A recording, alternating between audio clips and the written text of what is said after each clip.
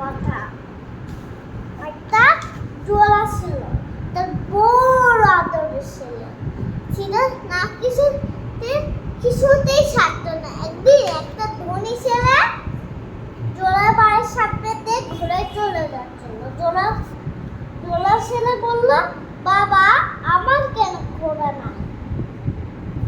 বলল, আমি তো গরিব মানুষ, আমি কি করে ঘোড়া কিনবো? বলল, না না, কিছুতেই হবে না, আমাকে এক্ষুনি ঘোড়া কিনে দাও। বলল, ঘোড়া কিনতে অনেক টাকা লাগে। তারপর খড়টা ছেড়ে দিল, তারপর বাবার বেলটাও ভেঙে দিল। তারপরে চলো অনেক খুঁজে 5 টাকা পেল। ওইখানে মাঠে ঘোড়া কিনতে দিল। যে বললো, ঘোড়ালো তোমার ঘোড়া কত টাকা? বললো 50 টাকা।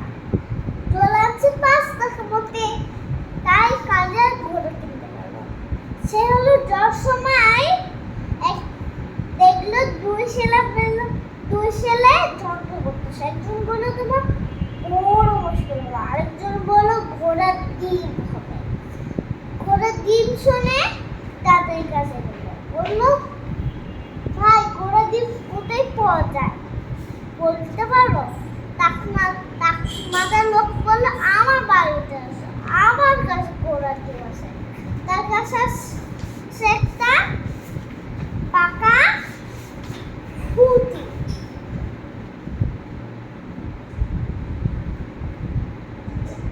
বললো, কত টাকা লাগে? বললো 5 টাকা। এই দেখো এখানে ফাঁকা আছে, এক্ষুনি ঘোড়া বাচ্চা হবে। দেখে নে, এখন না পালায়। যাওয়ার সময় টলটলে জল দেখে তো পিপাসে বেরলো, কুদে দেখে শিয়াল এসে ফুটিতে খাওয়া শুরু করলো। বললো, হাই হাই, আমার ঘোড়া চালানো তো পালালো। এই বলে শিয়ালও দৌড় দিছে, উজ্জ্বলা ওর পিছন পিছন দৌড়তেছে।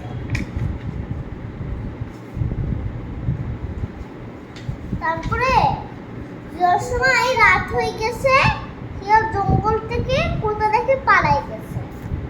তারপরে আর খুঁজে পাইনি। তারপরে অন্ধকার হয়ে আসছে, ভাবছে না এখন তার বাড়ি ফিরা যাবে না। তখন দেখছি দূরে ঘরে একটা বাতি জ্বালানো আছে। কিন্তু জীবন আমাকে একটু শোয়ার জায়গা দাও। বললো, এক ঘর ছিল তার নাতি, আর এক ঘরে ছিল বুড়ি, আরেক ঘর ছিল জিনিসপত্র। ফাঁকা দিচ্ছে, ঘুমাই পড়ছে। তারপরে বুড়ি ছিল একটু জল কাছ থেকে ঘোড়া ডিমের কথা শুনছে। তারপরে বললো, ঘোড়া ডিম কোথায়? বললো, আমি কালকে কিনে আনবো।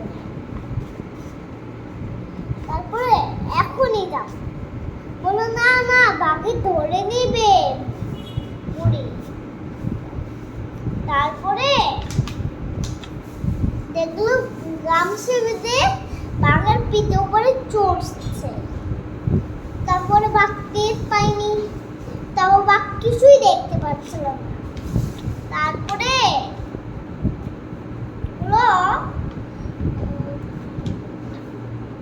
এক লাফ দিয়ে গাছে উঠে পড়ছে, তার গামছাটা মাটিতে পড়ে গেছে। তারপরে বাঘ দেখতে পাচ্ছে, বলল, তাক মতো লোক তো আমাকে ধরছিল।